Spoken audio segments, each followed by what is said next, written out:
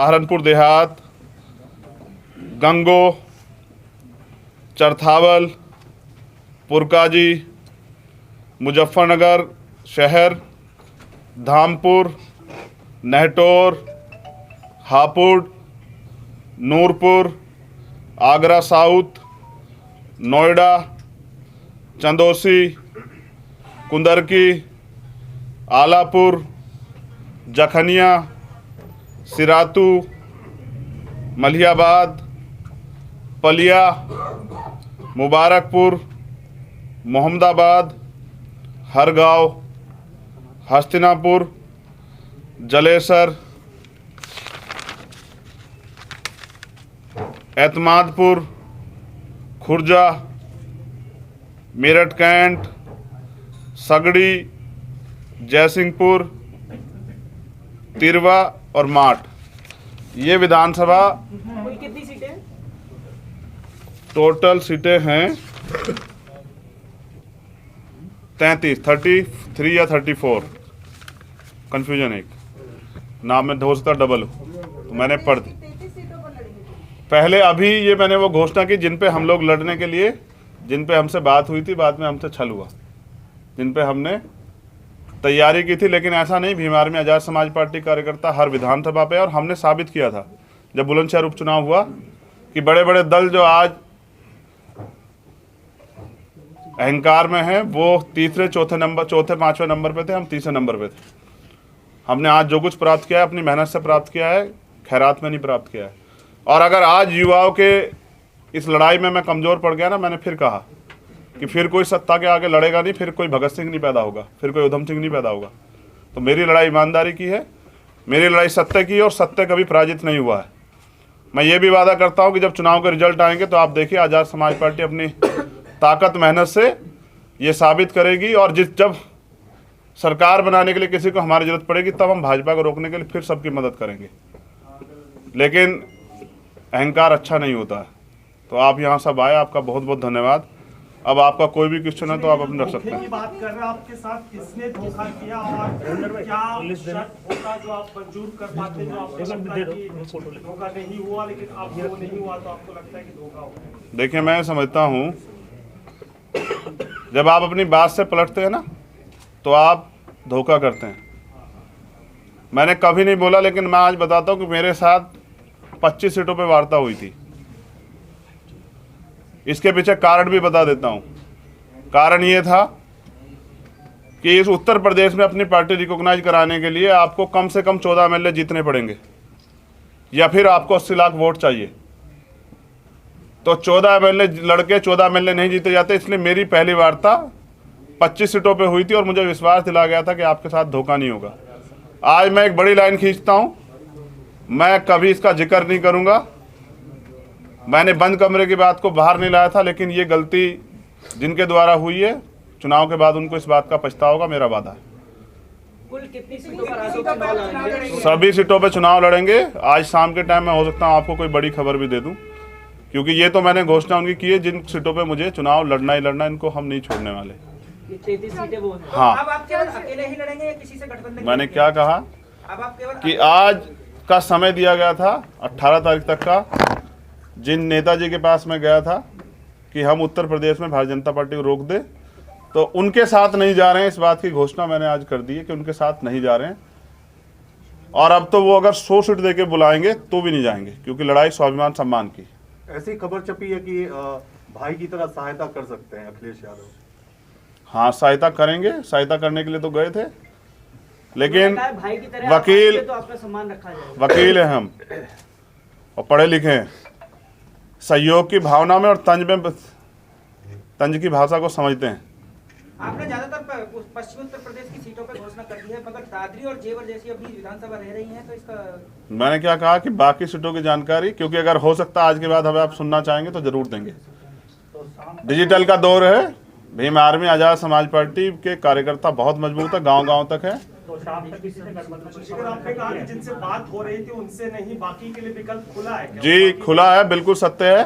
और छोटे छोटे दल अभी 50 की संख्या में मेरे ऑफिस में बैठे हुए हैं, लेकिन आज मैंने समय दिया था, आपसे बात करनी थी, वो बात क्लियर करनी थी जहां लड़ाई लड़ी गई थी। लेकिन मैं समझता हूं एक साथी हमारे वहाँ हैं जिन्होंने कहा कि मैं अपने हिस्से की 2 सीट दे दूंगा। मैं उनको ये वादा करता हूँ कि जिस सीट से वो लड़ेंगे, आज़ाद समाज पार्टी वहाँ प्रत्याशी नहीं उतारेगी, मैं उनका समर्थन करूँगा, क्योंकि मेरी लड़ाई आरएसएस और भाजपा से थी, उनसे तो कभी थी नहीं। और भी अगर स्वामी प्रसाद मौर्य जहाँ लड़ेंगे, मैं वहाँ भी उनका समर्थन करूँगा, मैं उनके खिलाफ प्रत्याशी नहीं उतारूँगा। मेरी लड़ाई जो है वो बहुजन समाज के लोगों से नहीं, वो आरएसएस बीजेपी के लोगों से है, और मैं उसको लड़ूंगा। कांग्रेस से गठबंधन हो सकता है क्या आपका? मैंने क्या कहा कि शाम तक आपके सामने सारी चीजें बड़े प्लेटफॉर्म से भी रख सकते हैं। चंद्रशेखर जी, आप छोटे भाई कह रहे थे खुद को, क्या छोटे भाई की तरह हमें एक्सेप्ट करें अखिलेश यादव, तो आप बसपा के पास क्यों नहीं जाते? बहन जी के पास क्यों नहीं जाते हो? आप रिश्ते में भी आप खुद कहते हैं कि मैं उनसे छोटा हूँ, बुआ है वो मेरी, तो आप बसपा से क्यों गठबंधन की बात नहीं करते? 2 साल से प्रयास कर रहा हूँ, आप बात करवा दीजिए, आप बात करवा दीजिए। आप बात करवा देंगी तो मैं जवान वाला हूँ, बहनों से कभी झूठे वादे नहीं करता हूँ, मैंने कभी अपनी माँ को दिया हुआ वचन नहीं तोड़ा है। आप बात करा दीजिए, मैं सोचूंगा, और हो सकता है कि मैं उनके लिए, उनके सम्मान में और बड़ा काम कर दूं। मेरे लिए राजनीतिक सुख नहीं, मेरे लिए, क्योंकि मैंने 5 साल ना मैंने देखा है, जब शब्बीरपुर में हमारे घर जलाए गए तो ये जो नेता विपक्ष वाले ना, कोई नहीं आया था। क्या पिछले 5 साल में आपने देखा जो आज मुख्य विपक्ष है, किसी दलित के घर जाते उसकी दुख पीड़ा में, तो जो दलितों के आंसू नहीं पूछ सकता, जिनके सरकार में दलित अधिकारियों ने खून के आंसू रोए हों, वो समाज जो है ना अपने हक अधिकार की लड़ाई लड़ना जानता है। चंद्रशेखर जी, आप किस सीट से चुनाव लड़ेंगे? मैंने ये बात कही थी कि पार्टी जो आदेश करेगी, अगर मैं पार्टी आज भी आदेश करेगी, हमारे लीडर्स यहाँ बैठे हुए हैं, अध्यक्ष जी यहाँ बैठे हैं, प्रदेश अध्यक्ष जी, तो मैं लड़ूंगा गोरखपुर जाके। पहले ये था कि एक बड़ा गठबंधन में उसमें ये सहायता थी कि मुझे कम काम करना पड़ता, मैं अपनी सीट पे जाकर लड़ता, लेकिन अब मुझे अपनी लड़ाई अपने साथियों के साथ मिलकर अकेले लड़नी है, तो मैं समझता हूं कि जहां जरूरत मेरी होगी वहां ज्यादा रहूंगा। हम पे उत्तराखंड का भी चुनाव है, उत्तराखंड में भी हमारे 8 प्रत्याशी डिक्लेयर हो चुके हैं। गोरखपुर शहर की सीट की बात करें, वहां से चुनाव लड़ेंगे आप? देखिए, मुझे एक भाई ने मुझसे कहा था, आपके चैनल से वो जान जाएंगे, कि अगर चुनाव में हार जीत से डरना नहीं चाहिए, आप जाके लड़ो, क्या पता अगला 2027 आपका हो। और ये कही थी कि एक साथी ने बात, मैं आज उनसे कहता हूं कि मैं लड़ूंगा और हम सब मिलकर लड़ेंगे। दलितों ने लोकतंत्र बचाने के लिए, संविधान बचाने के लिए, ये अन्याय अत्याचार और जिस तरह से पूरे संविधान को ख़त्म करने का प्रयास किया जा रहा है, बहनों के सम्मान के लिए फैसला लिया था कि हम गठबंधन में जाएंगे, और अब उन्होंने फैसला लिया है कि वो किसी भी कीमत पे। एक चीज़ मुझसे छूट गई थी, मैं बता दूं कि आपको हमारे टिकटों में देखने को मिलेगा सामाजिक न्याय, जिसकी इतनी संख्या बारी उसकी इतनी हिस्सेदारी आपको देखने को मिलेगा। तो 30% टिकट दलितों को मिलेंगे, जनरल सीट पे भी दलित समाज के लोगों को लड़ाएंगे। दूसरा, उसके बाद 42% से 45% जो पिछड़े वर्ग के लोग हैं उनको टिकट दिए जाएंगे, जिसमें हिंदू धर्म के पिछड़े वर्ग के भी लोग हैं और मुस्लिम धर्म के पिछड़े वर्ग के भी लोग। उसके बाद 5% हम लोग ST के लोगों को भी टिकट देंगे, और बाकी जो टिकट हैं वो हमारा जो अन्य धार्मिक अल्पसंख्यक है, मुस्लिम, सिख, बौद्ध, जैन, पारसी, 18% मुस्लिमों को, और बाकी सबको मिला के 23% टिकट हम लोग देने का काम करेंगे। हम सामाजिक न्याय जानते भी हैं और पहचानते भी, और इसी में पैदा हुए हैं। हमारे नेता मान्यवर काशीराम और डॉक्टर अंबेडकर दोनों हैं, हमने लड़ाई लड़ी है, और इतिहास गवाह दलितों ने कभी इतना इस देश को धोखा दिया, इतना अपमान सहने के बाद, जाति सहने के बाद, और ना ही किसी और को धोखा दिया। जैसे नेताजी ने कल कहा था, एक नेताजी ने, कि ये लड़ाई बहुत लंबी है, राम मनोहर लोहिया जी और बाबा साहब लड़े, और मान्यवर काशीराम साहब और नेताजी मिलकर लड़े, तो इस लड़ाई में मैं आपसे जानना चाहता, धोखा किसने दिया था?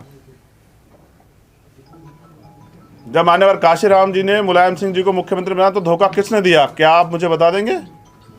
तो हमारे चरित्र में धोखा नहीं है, हमने धोखा ना दिया ना देंगे।